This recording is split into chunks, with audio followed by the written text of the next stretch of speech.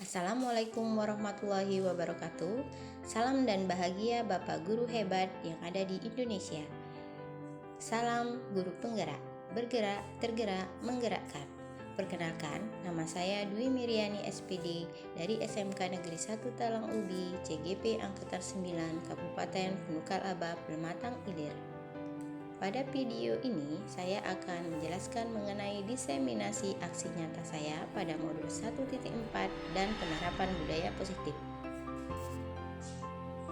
Latar belakang yaitu guru harus mampu mengupayakan lingkungan kelas menjadi aman, nyaman, menjaga dan melindungi murid dari hal-hal yang tidak baik. Murid akan mudah menerima dan menyerap pelajaran dengan lingkungan belajar yang aman dan nyaman. Itulah yang menjadi latar belakang dalam pembuatan aksi nyata ini.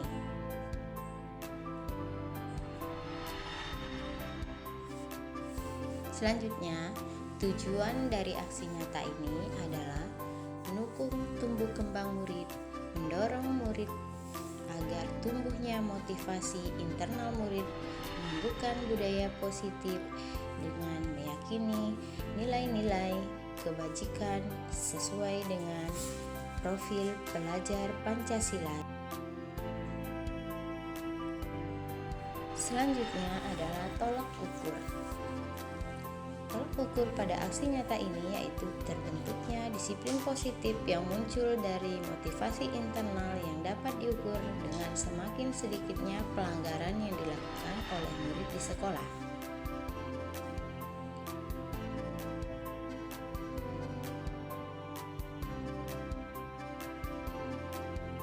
Lini masa kegiatan pada tanggal 10 Oktober 2023 membuat program aksi nyata, kemudian pada tanggal 17 Oktober 2023 membuat skenario aksi nyata, orang-orang yang terlibat dan lokasi tempat untuk melaksanakan aksi nyata. Kemudian tanggal 18 Oktober 2023 yaitu pelaksanaan aksi nyata. Selanjutnya tanggal 21 Oktober 2023 yaitu penerapan budaya positif dengan membuat keyakinan kelas menggunakan teori kontrol guru yang berpihak pada murid dan editing video aksi nyata. Dan yang terakhir tanggal 24 Oktober 2023 yaitu sosialisasi dengan rekan sejawat mengenai budaya positif. Tolak ukur dan harapan yaitu terbentuknya disiplin positif yang muncul dari motivasi internal yang dapat diukur dengan semakin sedikitnya pelanggaran yang dilakukan oleh murid, serta harapan ke depan yaitu semoga dengan budaya positif dapat mewujudkan agar terciptanya lingkungan yang aman, nyaman, dan menyenangkan bagi seluruh warga yang ada di sekolah. Nah, konsep inti budaya positif yaitu perubahan paradigma belajar, disiplin belajar, nilai kebajikan, kebutuhan dasar manusia, motivasi perilaku manusia, posisi kontrol, keyakinan kelas, serta segitiga restitusi. Hal inilah yang akan menjadi penerapan dalam aksi nyata saya di sekolah. Berikut aksi nyata yang telah saya lakukan di sekolah. Selamat menyaksikan. Assalamualaikum warahmatullahi wabarakatuh. Waalaikumsalam warahmatullahi wabarakatuh. Selamat siang anak-anak semuanya. Siang, Bu. Nah, pada hari ini Ibu akan mengajak kalian untuk membuat keyakinan kelas di kelas 10 TKJ 2 ini ya. Nah, sebelum kita membuat keyakinan kelas, kita terlebih dahulu membuat peraturan kelas, di mana peraturan kelas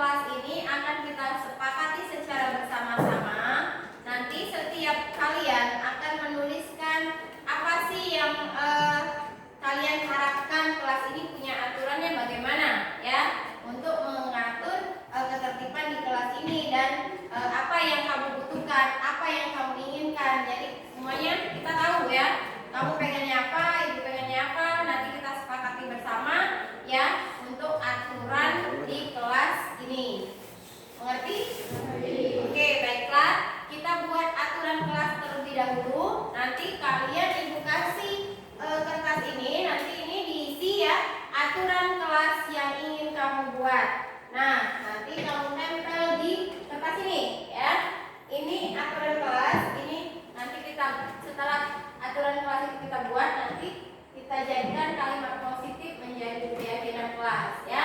Paham ya? Oke, baiklah, Ibu bagi dulu ya kertasnya. Untuk cewek masih pink ya.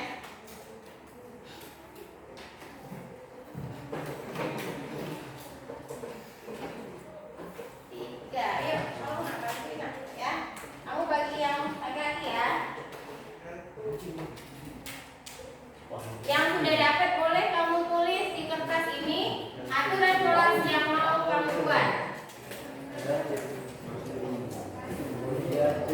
Boleh, satu boleh, kamu mau dua boleh, aturan yang siapa yang kamu inginkan ya.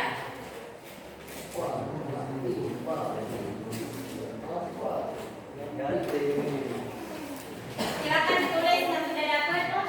Nanti kamu tempel di sini ya. Sini. Ada spidolnya? Spidol ada satu.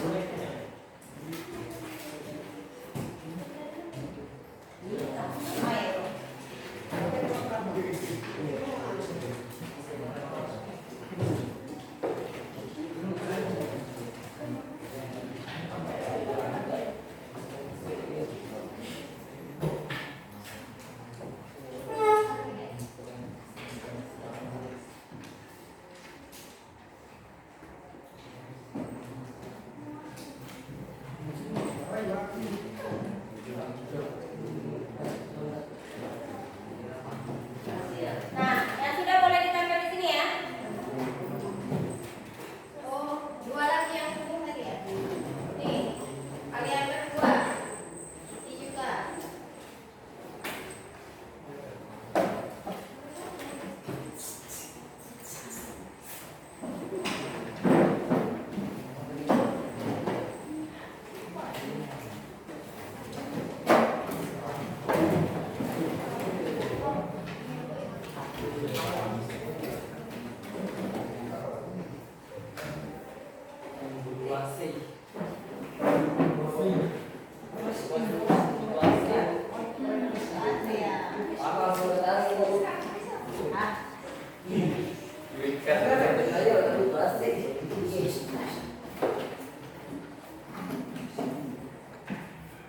Masih ada yang belum?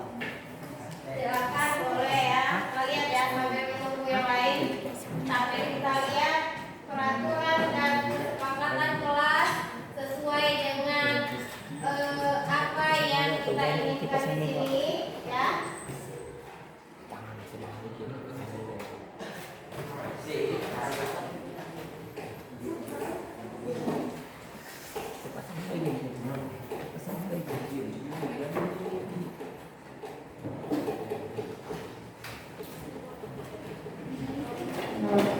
Sudah. Di sini ada tidak menggunakan sepatu di dalam kelas. Tidak memakai sepatu di dalam kelas. Selanjutnya tidak berisik di saat guru sedang mengajar. Kemudian dilarang memainkan HP di kelas. Tidak boleh bermain HP di jam pelajaran. Tidak menggunakan HP di saat jam pelajaran dimulai. Kemudian stop pembulian. Ya. Tidak membuang sampah di dalam kelas atau di laci. Kebiasaan siapa lah ya. Kemudian tidak boleh ribut, tidak boleh saling ejek, tidak boleh saling bully, tidak membuli teman sekelas. Setiap siswa wajib melepaskan sepatu ketika masuk ke dalam kelas. Tidak berisik saat belajar. Kemudian saling menghormati dan menghargai, menjaga kebersihan, membutuhkan kipas angin, boleh minum tapi tidak boleh makan. Boleh minum tapi tidak boleh makan. Kipas angin ya.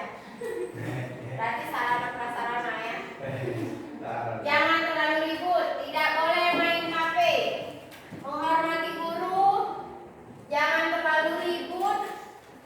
Tidak boleh main HP saat pelajaran. Sopan terhadap guru, kemudian tidak memakai sepatu. Jangan membuang sampah dalam kelas, kemudian di laci ya terutama.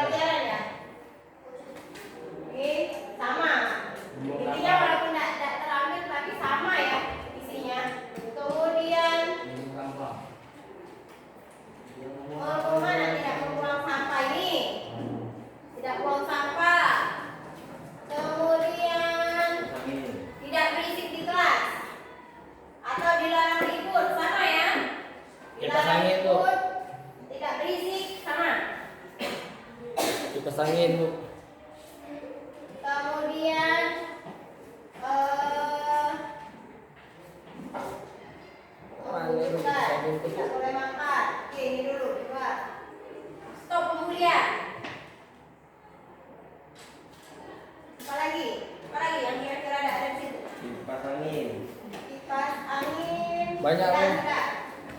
Angin kelas menjadi kelas yang bisa dibanggakan. Ya, ini termasuk ya, apa namanya? Tapi ini sudah mencakup semua ya. Kemudian ada lagi tidak? Saling menghormati, hargai, jaga kebersihan, tidak ribut. Ini sama ya. Sopan santun terhadap guru. Tidak boleh main HP, menghormati guru, ingin menjadi meminjam barang tanpa izin. Nah, poin intinya seperti ini. Sekarang kita ubah menjadi kalimat positif. Karena dari beberapa ini kan banyak yang tidak boleh main HP di jam pelajaran. Kalau kita jadikan kalimat positif, dilarang main HP itu tetap negatif, berarti dilarang kan? Tidak boleh, itu negatif masih. Yang positifnya menggunakan HP di saat pelajaran. Ya, begitu. Di saat tidak lagi belajar. Saat diperlukan. Kalau di sini boleh. Oke. Nah, kita lihat kata kunci dari keyakinan kelas ya, bahwa kalau menggunakan HP itu berarti atau tidak menggunakan HP ya, itu berarti termasuk ke dalam menjaga apa? Ketertiban. Menjaga ketertiban dan kenyamanan kelas. Masuk dah kira-kira poin main HP tadi? Masuk. Menjaga ketertiban dan kenyamanan di kelas. Termasuk di sana tidak boleh ribut, ya. Kemudian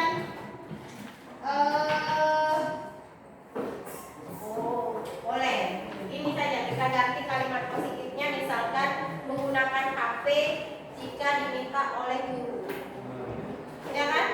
Itu kalimat positifnya. Boleh kan? Kamu boleh bawa HP kan di sekolah, tapi tidak boleh dimainkan ketika sedang belajar. Kecuali ketika guru memang mengizinkan kamu. Nah, buka HP ini, lihat di Google. Ini misalkan cari rumus ini, ya, rumus panjang kali lebar misalnya. Atau rumus apa? Rumus luas misalkan ya. Nah, kamu boleh pakai HP misalnya. Itu atas izin dari guru. Berarti menggunakan HP atas izin guru. Jika diminta guru ya. 1.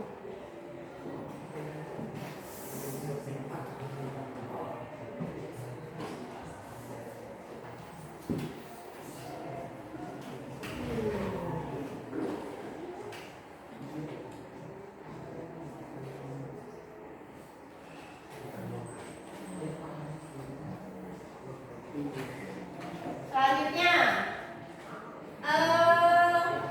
mana tadi? Tidak ribut. Apa kalimat positifnya? Tidak dilarang ribut ketika Jangan berisik. pelajaran. Tidak berisik. Kalau tidak berisik sama masih negatif juga karena ada kalimat tidaknya. Jangan. Kalau menjaga ketertiban dan kenyamanan itu kan masuk, ya, masuk dalam tidak ribut. Kalau misalnya ribut kan berarti sudah tidak menjaga ketertiban. Sudah ada?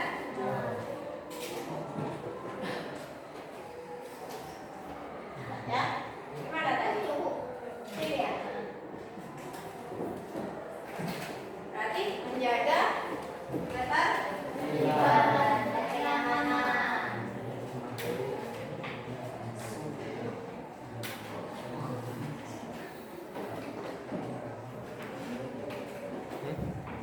Keamanan dan kenyamanan. Nah, lengkap.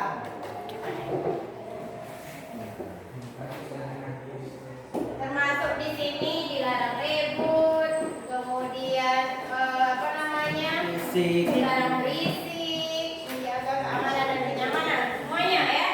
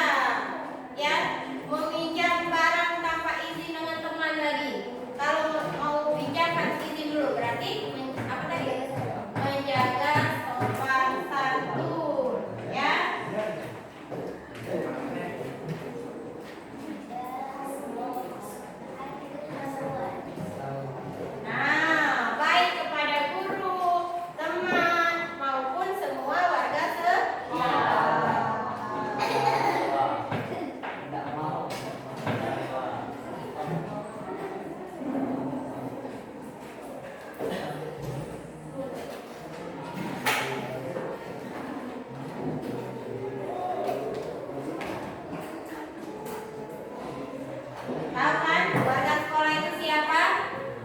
Ya, ya guru, teman, penjaga sekolah, satpam, ketua ganti dan lain sebagainya itu harus kita hormati semua. Ya, masuklah di sini tadi. Ya, kalian meminjam barang harus dengan izin teman. Itu berarti kita sudah menjaga sopan santun kita terhadap orang lain. Oke, sampai di sini. Masih ada lagi tidak?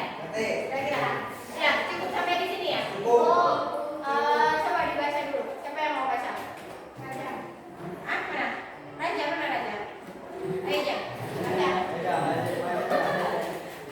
Bapak. Satu, menggunakan Apa? Dulu. keyakinan kelas.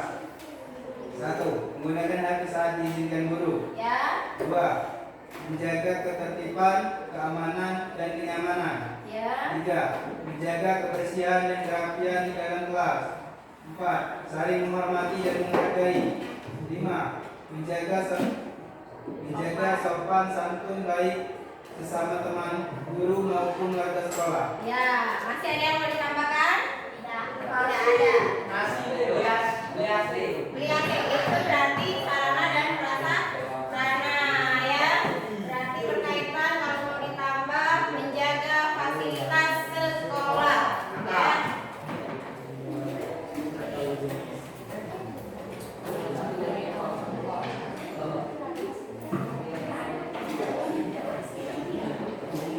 Oke, dari peraturan yang telah kalian buat dan telah menjadi keyakinan kelas kita ini, apakah kalian sepakat dan setuju?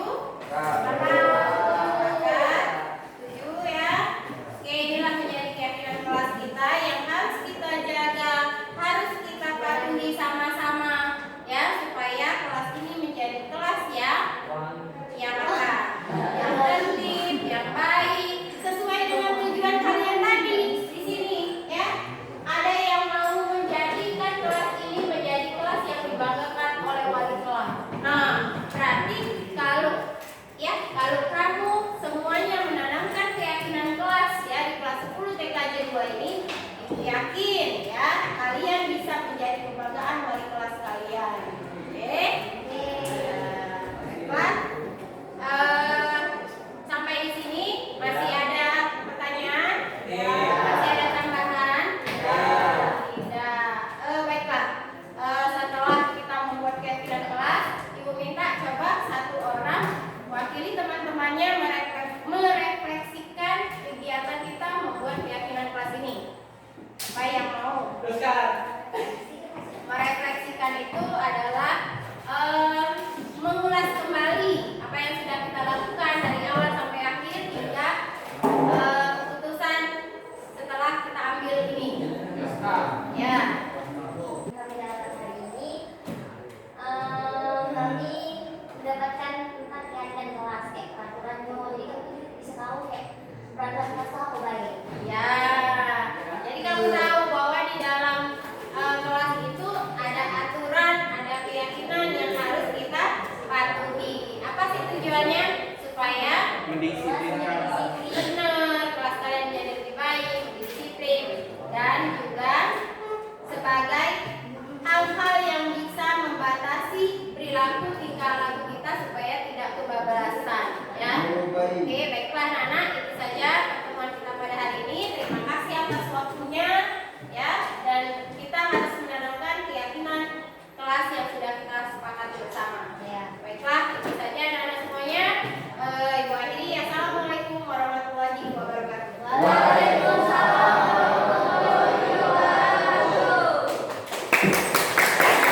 Assalamualaikum warahmatullahi wabarakatuh. Waalaikumsalam. Selamat siang Bapak Ibu, adik-adik Sataudi.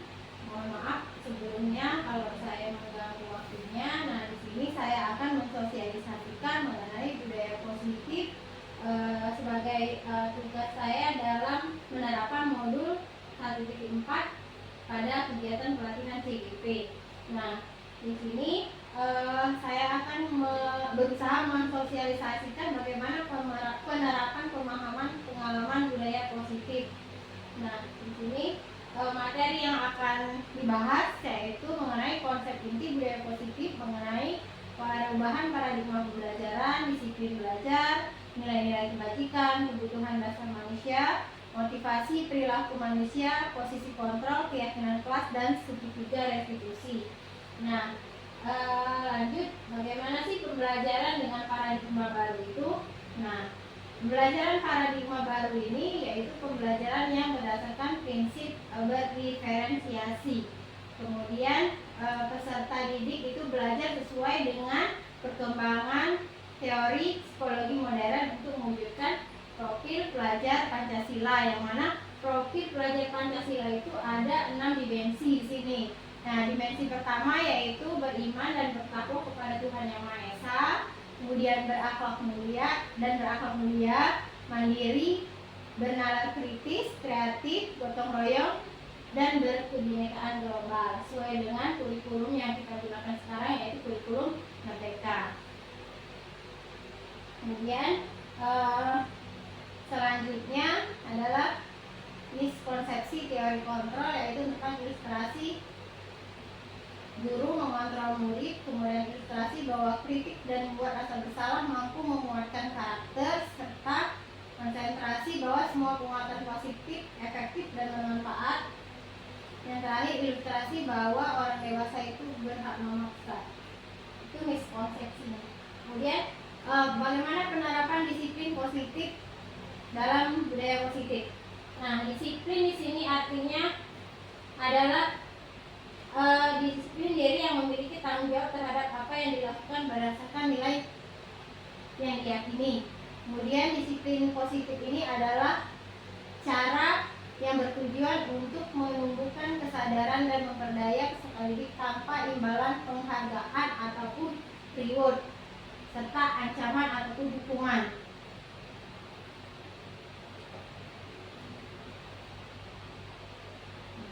Nilai-nilai kebajikan. Nilai-nilai kebajikan ini apa saja?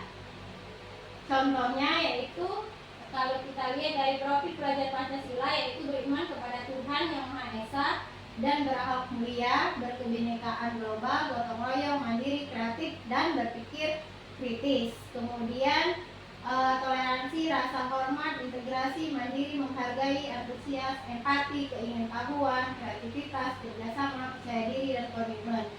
Serta ada lagi yang namanya keterampilan hidup, yang itu dapat dipercaya, lurus hati, pendengaran yang aktif, tidak merendahkan orang lain, serta memberikan yang terbaik dari diri. Selanjutnya yaitu tentang kebutuhan dasar manusia. Nah, kebutuhan dasar manusia ini apa? Yaitu semua yang kita lakukan untuk mendapatkan apa yang kita lakukan yang memiliki tujuan tertentu.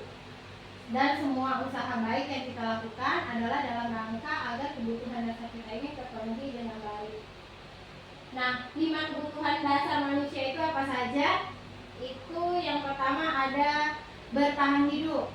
Kemudian seperti kalau bertahan hidup itu makan, ya, minum, tempat tinggal, keamanan, kesehatan. Kalau kasih sayang dan rasa diterima itu seperti rasa ingin diterima, dipedulikan, kerjasama, kemudian penguasaan, harga diri, keinginan untuk dianggap, memimpin, berprestasi, diakui, dan didengar. Ada lagi kebutuhan dasar untuk kebebasan. Di sini ada yang namanya mandiri, memiliki pilihan, mencoba hal baru, mampu mengendalikan arah dirinya, serta yang terakhir kebutuhan dasar manusia itu adalah untuk memperoleh kesenangan.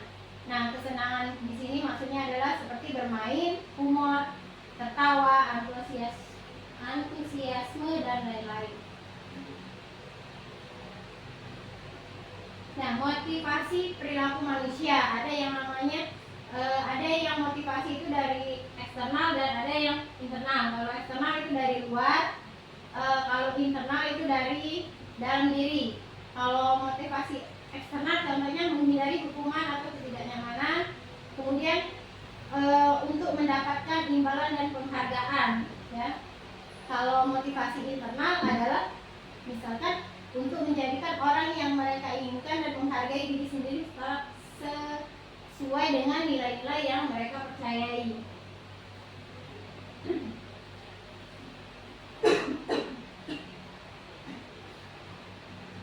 Nah, untuk biasanya kan kalau kita di kelas kan seringkali kita itu memberikan hukuman dan penghargaan kepada siswa, ya. Nah, itu berarti merupakan motivasi eksternal, mendorong dari luar.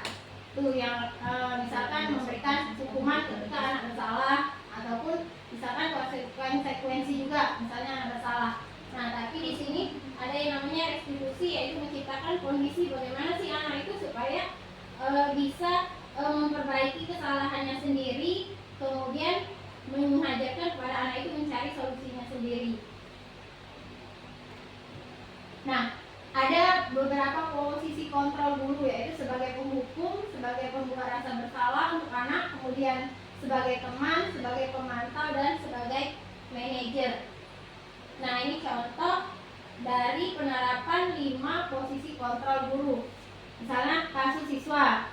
Siswa itu tidak memakai atribut lengkap saat upacara, maka seringkali kita memberikan hukuman. Hormat bendera selama misalkan berapa menit. Nah, itu penghukum artinya. Nah, kemudian contoh lagi misalkan beberapa kali ibu bapak guru harus memberitahu kamu selalu saja mengecewakan bapak dan ibu. Nah, kadang-kadang tidak memberikan hukuman tetapi memberikan kata-kata yang kira-kira membuat mereka tersentuh. Nah, itu sebagai pembuat rasa bersalah. Nah, ini posisi kontrol sebagai teman dan pemantau. Guru sebagai teman, misalnya gini, ayo dong ikuti aturan sekolah, tolong bantu bapak ibu ya, sekali ini ya sudah tidak apa-apa, lain kali jangan sampai berbuat seperti ini lagi. Nah, itu berarti kita sebagai teman. Sebagai pemantau ini berarti guru itu sebagai pemantau perilaku siswa. Nah, yang terakhir yaitu posisi guru sebagai manajer. Nah, di sini misalkan apakah kamu tahu kesalahanmu? Kemudian kira-kira bagaimana cara kamu memperbaiki kesalahan itu? Nah, itu pertanyaan untuk siswa yang bermasalah tidak melanggar atribut tadi. Itu posisi kontrol guru sebagai manajer. Nah, posisi kontrol apakah aku, misalkan saya kecewa sekali dengan kamu. Kadang-kadang kita kan ngomong, ya termasuk saya sendiri. Saya kecewa sekali dengan kamu. Nah, itu adalah pembuat rasa bersalah. Kemudian lanjut, misalkan lagi kamu tidak pernah benar melakukannya. Ini adalah sebagai penghukum. Kemudian apa rencana kamu untuk menyelesaikan masalah? Nah, ini adalah posisi sebagai manajer. Nah, selanjutnya ayolah lakukan demi bapak ibu. Ini tadi apa? Iya, benar. Teman. Kemudian kamu tidak pernah coba ya. Kamu tidak pernah mendapatkan nilai jika kamu tidak mengerjakan tugas. Nah, ini sebagai apa itu? Sebagai apa ini? Kamu tidak pernah mendapatkan nilai jika kamu tidak mengerjakan tugas. Pemantau. Coba kalian. Selanjutnya kalau tadi posisi kontrol, sekarang keyakinan kelas. Nah, mengapa sih keyakinan kelas bukan peraturan kelas, ya? Nah, pembentukan keyakinan kelas ini bersifat abstrak, berupa pertanyaan universal yang dibuat dalam pernyataan positif. Kalau peraturan itu kan lebih ke banyak pernyataan yang negatif. Nah, kemudian sedikit saja tapi mudah diingat, itu keyakinan kelas. Kemudian kesesuaian dengan kondisi kelas dan sekolah sehingga mudah diterapkan dan dilibatkan dalam membuat keyakinan kelas. Kemudian semua warga kelas atau sekolah, ini keyakinan kelas, ya. Kemudian keyakinan kelas itu bisa kita terapkan di kelas, di tempat kita mengajar, bisa juga di sekolah. Nah, kemudian menentukan keyakinan segitiga restitusi. Nah, apa sih segitiga restitusi? Segitiga restitusi ini adalah proses dialog yang dijalankan oleh guru agar dapat menghasilkan murid yang mandiri dan bertanggung jawab. Ini adalah segitiga tahapan dalam menyelesaikan permasalahan siswa. Jadi ada tahapan, misalkan ada siswa yang bermasalah, maka kita melalui 3 tahapan ini. Tahapan pertama, validasi tindakan yang salah terlebih dahulu, kemudian menstabilkan identitas dan menanyakan keyakinan yang sudah dibuat tadi. Nah, tahap pertama itu menstabilkan identitas. Menstabilkan identitas ini berbuat salah itu wajar. Kemudian tidak ada manusia yang sempurna.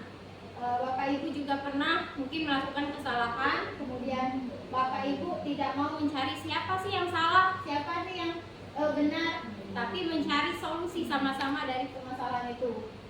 Ya, kemudian validasi tindakan. Nah, di sini validasi terhadap perilaku siswa tersebut dari permasalahan siswa. Nah, misalkan pertanyaannya, kamu pasti punya alasan mengapa melakukan ini. Misalkan ada anak yang bersalah, misalkan ada anak yang ada masalah. Pada tahap validasi tindakan ini bisa menggunakan pertanyaan-pertanyaan ini. Nah, kamu pasti punya alasan mengapa kamu melakukan ini, kemudian padahal kamu bisa melakukan yang lebih buruk dari ini. Kemudian kamu patut bangga karena telah melindungi sesuatu yang penting buatmu. Kamu melakukannya karena mempertahankan sesuatu yang penting. Jadi anak itu ketika berbuat salah itu pasti punya alasan, ya, punya alasan dan punya biasanya perilaku yang mereka lakukan itu kadang-kala sesuai dengan keyakinan mereka sendiri, ya, nilai-nilai yang mereka percayai. Nah, kemudian yang terakhir menanyakan keyakinan. Nah, pada tahap ini anak itu ditanya apa sih keyakinan kelas yang sudah disepakati, ya, dari permasalahan yang dia lakukan tadi, sesuai tidak dengan keyakinan kelas yang sudah disepakati antara siswa dan guru. Kemudian nilai-nilai apa yang sudah disepakati bersama, seperti apa gambaran kelas yang ideal, kemudian kamu ingin menjadi orang yang seperti apa. Itulah tahapan-tahapan dalam penerapan budaya positif di sekolah. Terima kasih Bapak Ibu sudah meluangkan waktunya untuk menerima sosialisasi dari saya mengenai budaya positif di sekolah. Terima kasih sekali lagi. Saya akhiri. Wassalamualaikum warahmatullahi wabarakatuh. Assalamualaikum warahmatullahi wabarakatuh. Perkenalkan, saya Nabila Putri Gusmi, Guru Bimbingan dan Konseling di SMK Negeri 1 Tawangwidi. Saya telah mengikuti sosialisasi budaya positif dan segitiga restitusi. Setelah mengikuti sosialisasi ini, saya menjadi tahu apa perbedaan hukuman, sanksi, dan restitusi. Selain itu, saya juga memahami bahwa salah satu posisi kontrol terbaik dari seorang guru adalah posisi manajer yang dapat diterapkan melalui segitiga restitusi. Wassalamualaikum warahmatullahi wabarakatuh. Assalamualaikum warahmatullahi wabarakatuh. Saya Marcel Putra Andika dari kelas 10 TKJ 2. Beberapa menit yang lalu kami telah membuat keyakinan kelas bersama Ibu Dwi Miriani. Perasaan saya dan teman-teman sangatlah senang dan bersemangat. Semoga kami dapat berkomitmen dalam menjalankan keyakinan kelas itu sendiri. Terima kasih. Wassalamualaikum warahmatullahi wabarakatuh.